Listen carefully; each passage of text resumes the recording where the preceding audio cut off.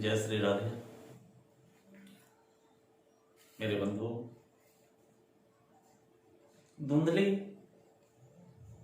गर्भवती होने का अभिनय करती है। जैसे ही प्रथम मास पूर्ण होता है, अपने पेट में एक वस्त्र को लपेटती है, दूसरे मास में दूसरा, तीसरा, चौथा, पांचवा, छठा, सातवां, आठवां, नौवां, बड़ा सा पेट धुंधली का दिखता है। ऐसा क्यों करती है पता है? क्योंकि धुंधली प्रसव की पीड़ाओं को सहना नहीं चाहती, पर वह पुत्र पाना चाहती है। जैसे ही मेरे बंधुओं 9 महीने का समय पूर्ण होता है, आत्मदेव महाराज घर पे नहीं होते हैं, रात्रि का समय होता है। धुंधली छल से धुंधली के घर पुत्र का जन्म होता है, यानी धुंधली की छोटी बहन के गर्भ से पुत्र रत्न की प्राप्ति होती है। दासियों को कहा जाता है, थाली बजाओ, घर में पुत्र रत्न का आगमन हुआ है। उपहार बांटी जा रही है, आनंद मनाया जा रहा है आत्मदेव के घर में। ईश्वर की कृपा से संतान की जो प्राप्ति हुई है। मेरे बंधुओं, सनातन धर्म के अनुसार 16 संस्कार मुख्य हमारे आपके जीवन में है, जिसमें एक नामाकरण संस्कार भी होता है। जब हमारे आपके घर में संतान जन्म लेता है तो ब्राह्मण देवता को बुलाकर उस बच्चे का नामाकरण संस्कार करते हैं। उसके ग्रह लक्षण को हम आप पंचांग के अनुसार देखते हैं। आत्मदेव ब्राह्मण ने अपने पंडित पुरोहितों को बुलाकर बच्चे का नामाकरण संस्कार करने के लिए उनसे आग्रह किया। ब्राह्मण देवता आए और बच्चे को देखते हुए उन्होंने कहा, बड़ा प्यारा बच्चा है, बिल्कुल अपने पिता की अनुरूप इसका स्वरूप है। धुंधली अंदर से डर जाती है। धुंधली को ऐसी अनुभूति होती है, लगता है आचार्य देव को यह पता है जो मैं माया से इस पुत्र को प्राप्त किया हूं, यह संतान हमारा नहीं है, मैं अपने गर्भ से जन्म नहीं दी हूं। पता है धुंधली क्या कहती है? अरे महाराज, आप ये कैसे कह दिए? जो इसका स्वरूप इसके पिता के जैसा है। अरे 9 महीना 9 दिनों तक अपने गर्भ में मैं इसे धारण की हूं। महाराज, इसका नामकरण संस्कार मेरे नाम के आधार पे करेंगे। ब्राह्मण देवता ने सोचा,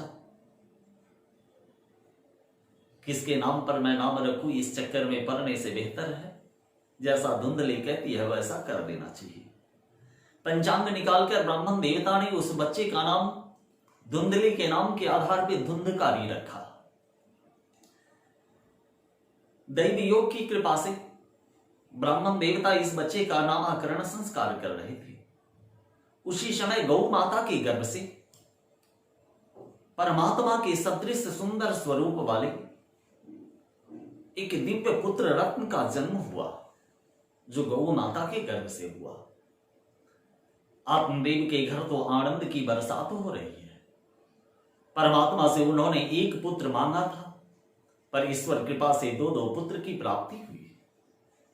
आत्मदेव ने ब्राह्मण देवता से कहा, महाराज, जैसे आपने पहले बच्चे का नामकरण संस्कार किया, वैसे ही दूसरे बच्चे का नामकरण संस्कार भी करें। ब्राह्मण देवता ने दूसरे बच्चे का नाम गोकर्ण रखा।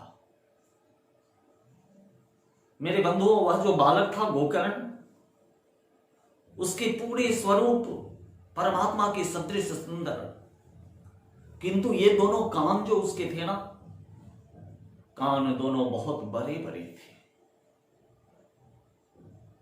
ब्राह्मण देवता ने उनका नाम गोकर्ण रखा। गोकर्ण बचपन से ही शांत चित्त रहने वाला, माता पिता के लाड़ प्याल में पला बढ़ा। शुरू से ही वह विद्या अध्ययन करने वाला था, पर धुंधकारी, बचपन से ही रुदन करने वाला, जिद्दी, शरारत, नटखट करने वाला था। पास पड़ोस के छोटे छोटे बालकों को मारता, पीटता, सताता, गिराता। आघात पहुंचाता। जब थोड़े बड़े हुए तो गोकर्ण जी महाराज गुरुकुल में जाकर विद्या अध्ययन करने लगे, पर धुंधकारी पढ़ता लिखता नहीं था। वह शरारत करता था, शवों को सताता था। धीरे धीरे धुंधकारी बड़ा होने लगा। अब उसे ताश पत्ती खेलने की आदत हो गई। थोड़ा और बड़ा हुआ, वह जुआ खेलने लगा, मदिरा पान करने लगा। पास पड़ोस के घरों में वह चोरी करने लगा, छोटे छोटे वस्तुओं को चुराने लगा, पड़ोस के बच्चों को पीटने लगा, सताने लगा, प्रताड़ित करने लगा। धीरे धीरे युवा अवस्था का आगमन उस पर होने लगा। मदिरा पान करने लगा। सुंदरियों के प्रति, स्त्रियों के प्रति, कन्याओं के प्रति उसके मन में लगाव बढ़ने लगा। एक रोज आत्मदेव महाराज के पास गोकर्ण जी का आगमन हुआ। गोकर्ण जी अपने पिता को बहुत दुखी देखा। गोकर्ण जी ने आत्मदेव से कहा, पिताजी क्यों इस माया के चक्कर में पड़े हैं? ये पुत्र, ये पत्नी, ये बंधु, ये सखा, ये घर, ये परिवार कुछ भी अपना नहीं। ये तो 84 लाख योनि भ्रमण करने के पश्चात दुर्लभ मनुष्य का तन हम जीवों को मिला है। इस मनुष्य तन में ईश्वर की भक्ति कर परमात्मा को प्राप्ति करना ही इसका मुख्य प्रयोजन है। आप हमारे साथ जंगलों में चलें, ईश्वर की भक्ति करें, इस परिवार का परित्याग करें। गोकर्ण जी के साथ आत्मदेव जंगल में चले गए और इधर धुंधकारी प्रत्येक दिन मदिरा पान करता, वेश्याओं के साथ गमन करता, चोरी करता, शरारत करता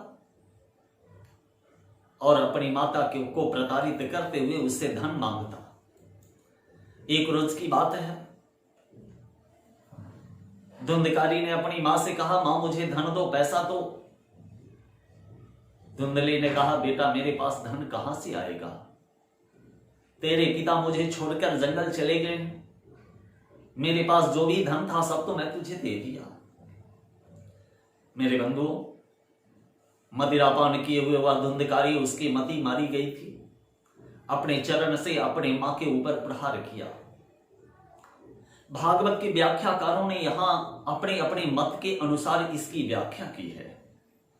कुछ व्याख्याकारों का मत है अपने संतान के चरण प्रहार को वह सह नहीं पाई, इसलिए कुएं में जाकर छलांग लगाकर वह आत्महत्या कर ली।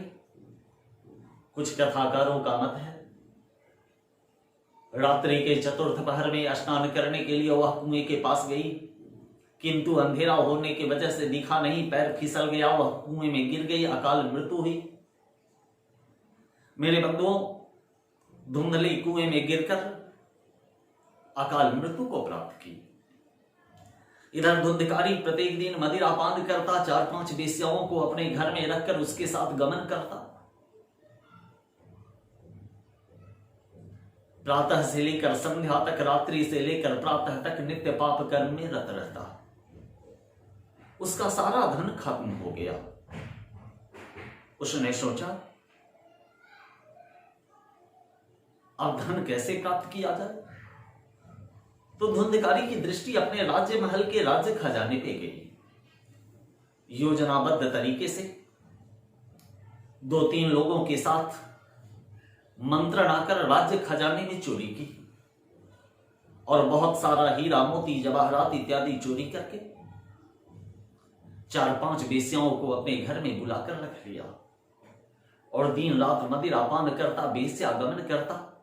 ऐसा घृणित उसका कार्य हो गया मेरे बंधुओं, जो वेश्या भी उससे नफरत करने लगी। मेरे बंधुओं, ये दुर्लभ मनुष्य तन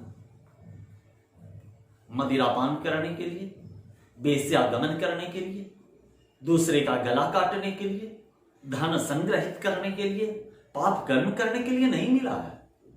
ये मनुष्य का तन तो 84 लाख योनि के बाद मुझे इसलिए मिला है, जो परमात्मा के नामों का गुणगान करते हुए, श्री कृष्ण के बताए रास्ते पे चलते हुए परमात्मा में इस आत्मा को विलय कर लेना है, समाहित कर लेना है। इसी के लिए तो ये मनुष्य का तन हमें मिला है। जय श्री राधे।